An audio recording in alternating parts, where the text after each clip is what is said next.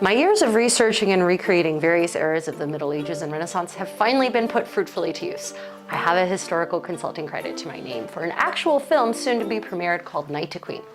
Set in 1450 during the 100 Years' War, the piece focuses on the contributions of Isabeau de Bavière, the then Queen of France, who attempted to mediate between the warring factions of the Burgundians and the Armagnacs, and who ruled alone, basically, while the King of France suffered from his periodic schizophrenic episodes.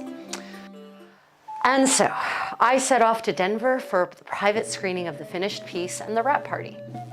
In true American fashion, we decided that a 6-hour drive one way was close enough for a weekend trip. Having never been to Denver, I wanted to be located in the heart of the city, near museums, sites, restaurants, and riverwalks, so that we could basically park our car and leave the damn thing for the weekend. A little bit of searching around through Kayak, the Marriott, and Hilton pages made me realize that hotel rooms in downtown Denver were big city expensive, with fairly high taxes that didn't show up in the price until you go to pay for the hotel room. I ultimately settled on a Hilton property because of its location, rating, and my honors gold status. Gold status confers early check-in, late checkout, and also free upgrades to better rooms if available. Oh, and a welcome bag of plastic bottled water and cheap snacks that really feels like a sad fail. Although I had planned to do some real travel research before setting out, our lives exploded in the weeks before our mini trip to Denver, so I decided we would discover the city in the most organic way possible, by wandering blindly around. We had initially planned to embark on our journey mid-afternoon, but of course, work prevented us from departing until 6:30 p.m., as it always does. Well, work and our cheeky house tiger, who had decided to play hide and seek outside just before we left. So much for the early check-in perk. After driving at unadvisable speeds through the evening and night, passing an alarming number of highway shrines illuminated creepily by LEDs, we finally reached the Embassy Suites in downtown Denver at 12:14 a.m., which led us to our first obstacle, parking. I generally avoid having a car in major cities, and parking is a good reason. Despite the high price tag attached to our accommodations, Embassy Suites does not offer complimentary parking. Instead, they provide overpriced valet parking for a bargain $49 a day. And the clock resets if you take the car out and go somewhere. Thankfully, there was a parking lot right across the street for only $30 per 24 hours. Drive in and out as one wishes. So we chose that option. Side note on parking in major cities. In most large cities, parking on Sunday is free. So, as of midnight on Saturday, you can save yourself $30 or whatever by moving your car to street parking.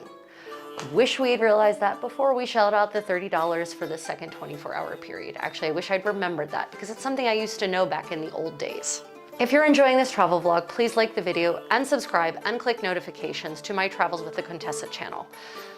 Just, to stay apprised of my new exciting adventures. Okay, cheap plug over, back to Denver. Despite the extremely late hour, both downtown Denver and the Embassy Suites were roiling with an almost frenetic and definitely intoxicated life. The reception and lobby are located on the 4th floor, and we actually ascended the elevators with a passel of other people. Not great in times of COVID, but there were no stairs, so. No one was staffing the gold and/or diamond check-in desk, so we had to wait in line with the hoi polloi. Sad Contessa. After about 10 minutes, we reached the counter. We're informed that no upgrades were available because they'd already been given out to guests who had arrived earlier. Another reason that I prefer to arrive at hotels early. We were then handed our keys and our little welcome bag of water, potato chips, and a key lime Kit Kat. Strange. So, my condottiero went to park our car in the paid lot, and I headed to our room, which was pleasant and clean. You can find the full review for the hotel room here, but watch to the end of this video, then check the smile. Anyway, having not done a single bit of research, on Saturday morning we awoke and set out on foot to explore and enjoy whatever might come our way, literally. What we discovered was gorgeous architecture, reflective of several different styles that were actually unexpected. There's neo-Gothic, neo-Italian Renaissance, 1880s Old West brick, and some modern stuff as well. One must remember to look up and get the full benefit of the views. So Denver's streets are lined in trees and beautiful planted flowers that lend a delightful splash of color to the city.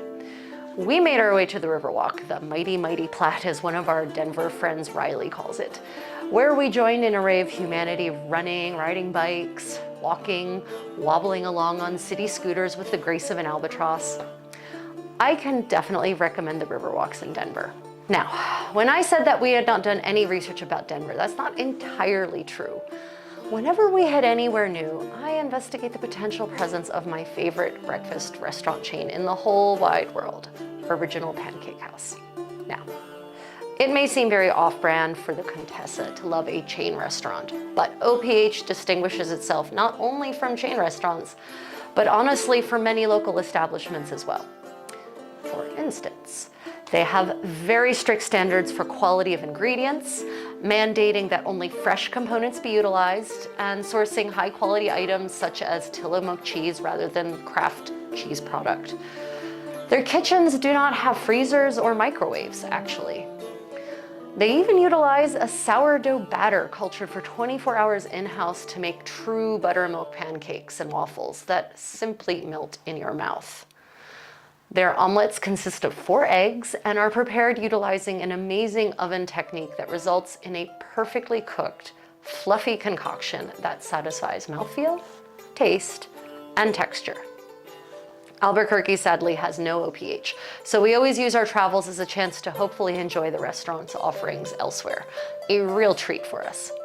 Now, you all know that I live a primo paleo lifestyle, well, some of you do, which normally precludes grains.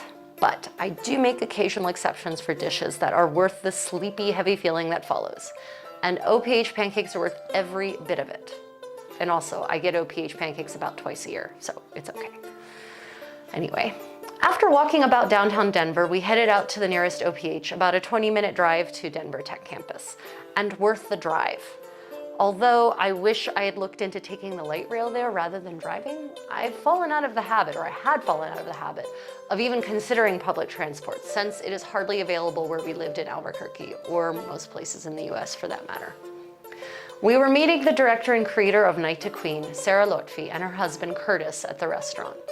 In fact, we were meeting them for the first time in person at all, despite my having developed quite a close bond with Sarah over our months of intense discussion and geekery on a variety of history topics, some of which were even relevant to the film. Pandemic life is very strange. Sarah had thankfully put our name on the virtual waiting list to give us a boost in a rather long line of ravenous brunchers, so we only had to wait about 5 minutes until a table was ready.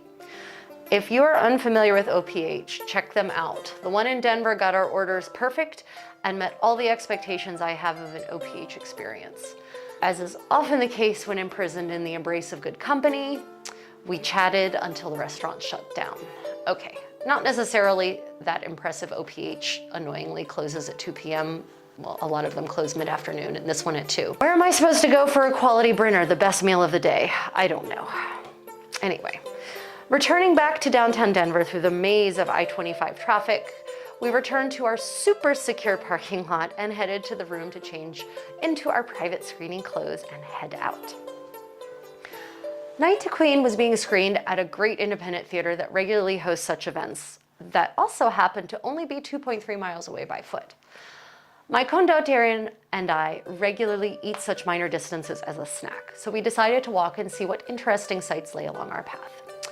And we were not disappointed in the least.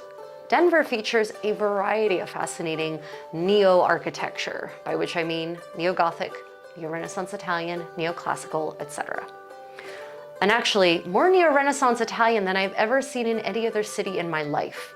Stunning buildings that put one in mind of the Palazzo Pitti or the Medici in Florence, or even the Signoria.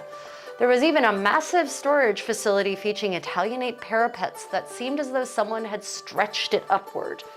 Amazing. Also a little dystopian looking, but still amazing. And while the buildings lining the street looked lovely during the day, nighttime enhanced their beauty and cast a veil of magic over their facades. In fact, the homes that we passed also featured a range of neo-styles, along with some genuine Victorian gingerbreads, like those found in my hometown of Milford, Delaware. Oh, this was one of our favorite places, an entirely self-aware establishment that makes no pretense as to what happens within its walls.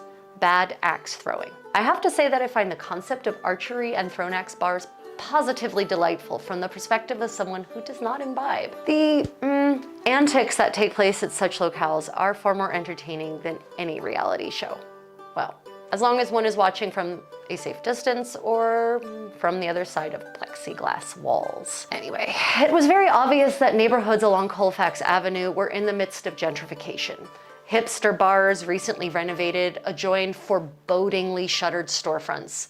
Grand yet dilapidated piles subdivided into apartments sat next to freshly painted homes that had been reunited into single-family property and were newly for sale at pretty unaffordable prices for most people. Also, and very sadly, we passed a number of unfortunate homeless individuals on the sidewalks and noticed numerous encampments. So, despite some warnings of the dangers lurking along Colfax, everyone we passed was extremely friendly and polite, and many inquired as to whether we'd just gotten married. Apparently, our version of casual attire struck them as being wedding garments. You see here. Perhaps it was the matching vest and slacks of my condottiero. I'm afraid my sartorial sense of formality stems from a decidedly different era, or eras. In fact, we were showered with compliments on our dapper appearance from all corners, and a lot of faces seemed to brighten when we engaged with them. At the wrap party and private screening, local attendees seemed genuinely shocked that we would A, walk so far, and B, walk down Colfax Avenue. They also recommended that we catch an Uber back to our hotel. Advice that we roundly rejected as the night was so beautiful. In fact, our walk back allowed us to admire the architecture and neighborhoods with the beautifying blanket of night and glamorous illumination. And I have to say, not a single person threatened us in any way. In fact, more compliments were forthcoming from a wide variety of individuals, either loitering outside of bars and clubs or strolling along. So we arrived back at the hotel within about 50 minutes, absolutely ravenous. There had only been sort of finger foods at the wrap party. I was craving pizza, which does not often happen, and so I sought out a local pizzeria that was open and had decent reviews. Brooklyn pizzerias seemed to meet those criteria, so we ordered and headed out to fetch our food. In that part of Denver, the night is alive with seething masses of humanity enjoying life. Bike taxis decorated with strings of LED lights and blasting mostly unpleasant music. Ferry tourists from point to point. Bars and restaurants throb with life. We discovered a street that had been transformed into an outdoor pedestrian mall with a free shuttle bus that drove in a circuit carrying mostly inebriated individuals from point to point. I got the distinct impression that this part of Denver, like many inner cities, had been abandoned by restaurants and retailers and had only recently been reclaimed as part of a general gentrification process that seems to be reclaiming inner cities across the entire United States, which has its pluses and minuses depending on one's socioeconomic status. But 16th Street was striving in this new configuration and had a distinctly European feeling to it, with its extensive pedestrian zone served by public transportation. It was frankly delightful, which I sadly cannot say about our pizza. Despite raving reviews of best pizza ever, which left me wondering about the sad pizza experiences those reviewers had had, our fare tasted like freezer section pizza. The crust was flavorless cardboard, the sauce, cheese, and toppings tasteless and of low caliber. The salad dressing on our salad had the artificially congealed texture of xanthan gum. I was very hungry by that point, so I ate what I could, but it was an act of survival that I would not recommend anyone else imitate. The next day dawned bright and sunny, and Ryan decided to explore the mediocre complimentary breakfast offerings. You can see the full review here in the Embassy Suites hotel review. So down we went, taking the stairs as had become our custom at this point, for COVID reasons, for speed, and for exercise. After breakfast, we packed our bags and requested a late checkout, which is part of our perks as Hilton Honors Gold members. Then off we went to the Denver Art Museum, or the DAM for short. Maybe a little more awareness in naming this museum may have been in order. Well, anyway, we had discovered on the museum's website that the collection featured several unique medieval and Renaissance pieces, items I've only ever seen in books, actually. So we walked the half mile to the museum, enjoying the architecture and the beautiful Sunday morning weather as we went, until the facility itself came into view.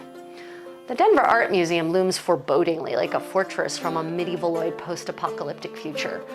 It's definitely a choice as far as architectural style goes. Now, we had purchased time tickets, as is the norm these days, but when we went to pick up our tickets, we were informed that the medieval collection was not on display because it had been housed in a separate building that had been closed for renovations for over 10 years. Wow, okay.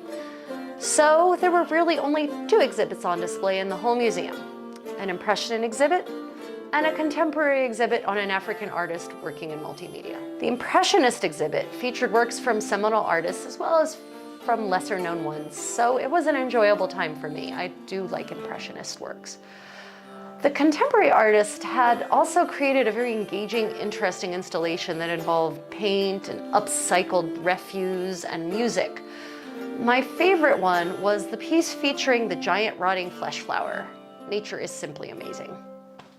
Clearly inspired by Bosch's psychedelic panels, his works definitely engaged us, even if they were not what I would call aesthetically pleasing. But contemporary art intentionally seems to eschew such trite concepts as aesthetic beauty. From the Dam and its sadly underdeveloped collection, we proceeded to the hotel to fetch our bags and check out, stowing our bags in our car, and then proceeded to make the massive 5-minute trek on foot to Larimer Square, the historic heart of Denver. Lined in buildings that evince a clearly 1880s architectural style, Larimer Square has been converted into a pedestrian zone. It is lined in local shops, bars, and restaurants of a rather high caliber, with enticing smells wafting through the establishment doors. We had initially attempted to go to Bao Brewery, ostensibly a traditional Chinese restaurant with authentic Peking duck on its menu. But the chain and padlocked doors gave us the impression that their website had lied about their hours of operation, or about currently operating at all, for that matter. Sarah and Curtis therefore suggested Rioja, a restaurant right on the square itself, and I am so glad they did. Rioja is one of those places that has a limited menu changing with the season, a sign of high-quality cuisine made of local ingredients and seasonal ingredients. And their menu was the sort that made me want one of everything, and possibly due to the fact that I had not yet eaten anything, maybe, but really, look at this menu. Pork belly, the best part of the pig. After the sort of serious deliberation usually required for treaties between powerful nations, we made our hard choices. For the table, the donuts of the day. What a brilliant concept, donuts of the day, I mean, really. These came with ricotta cheese filling, topped with orange coulis and clotted cream. And we also got the pork belly appetizer. For me, I chose the Eggs Benedict with a goat cheese biscuit, a side of avocado, and a side of braised pork belly because, well, pork belly. For a main, Ryan went with the Hangover Cure, a delightful name for a delightful dish consisting of braised pork belly, crispy fingerling potatoes, scrambled eggs, cipollini onions, oyster mushrooms, avocado, and their special house green sauce. Each dish was amazing. Upon hearing that we were sharing the donut, the chef even made 4 little confections rather than 1 large one. The donut was only lightly sweet, exactly the right amount for me, and fried to perfection. Not greasy, crisp, light and fluffy. It reminded me of a German Quarkbällchen. And it was absolutely worth bending my grain fever, fine sugar-free habits. Really, it was. The pork belly. Cooked until tender enough to almost fall apart, but not enough to do so before entering one's mouth. Succulent, flavorful, not at all greasy. Someone licked their plate clean, not certain who that could have been. It certainly was not I.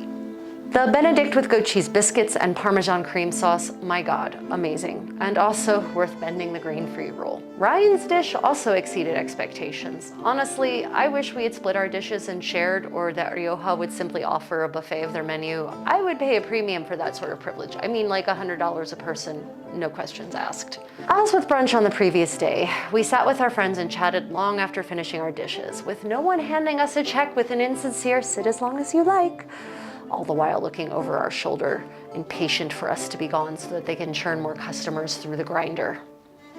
Instead, the amiable staff kept filling our glasses as we discoursed on a variety of topics. It felt so wonderfully European, where people go out to spend time in each other's company, not to simply stuff their faces, meet their basic caloric needs, and go home again. I highly recommend Rioja in Denver. You should make every effort to frequent their establishment if you are in town. But finally, the restaurant closed for its afternoon break before dinner. Although I think they probably would have let us sit there until dinner had we not been considerate enough to depart on our own. In fact, we never were given any indication that we needed to leave. Nevertheless, off we headed on foot to Union Station, the recently renovated and remodeled train station at the heart of the city. So, wow, talk about an awe-inspiring structure. Union Station was built in 1881, the height of the mineral rush in Denver, in a grandiose neo-Italianate style. Palatial in its scope and mien, this building is well worth a visit for the view alone. But this train station is another expression of Denver's Renaissance as a thriving downtown. It's filled with restaurants, bars, a local bakery, a traditional local ice cream shop with unique flavor offerings. Basil strawberry, anyone? And also an independent bookshop. With all that, both the victuals and the people watching are exquisite. Oh, and you can also catch an Amtrak train, a local commuter train, or the train to the airport from here. There were numerous people dragging extensive baggage awaiting their various forms of carriage. And that brought us to the end of our stay in Denver. We bid farewell to our new friends and took the river walk back to the parking lot. What a surprisingly engaging city. I would happily come back to explore more. Perhaps a Contessa's city tour? Postscript. When planning a departure from the city, keep your eye on the NFL schedule. We managed to perfectly time our departure with the game getting out and thus succeeded in adding an extra hour to the journey. So, have you traveled to Denver? What do you think of the city? Let me know in the comments below. Stay tuned for your moment of Kitty Zen and travel creative. No, no! Go away, no! I am working with this, it's not your toy.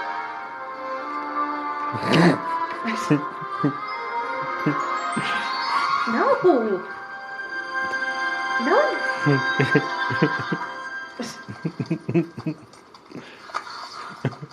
No! Go away.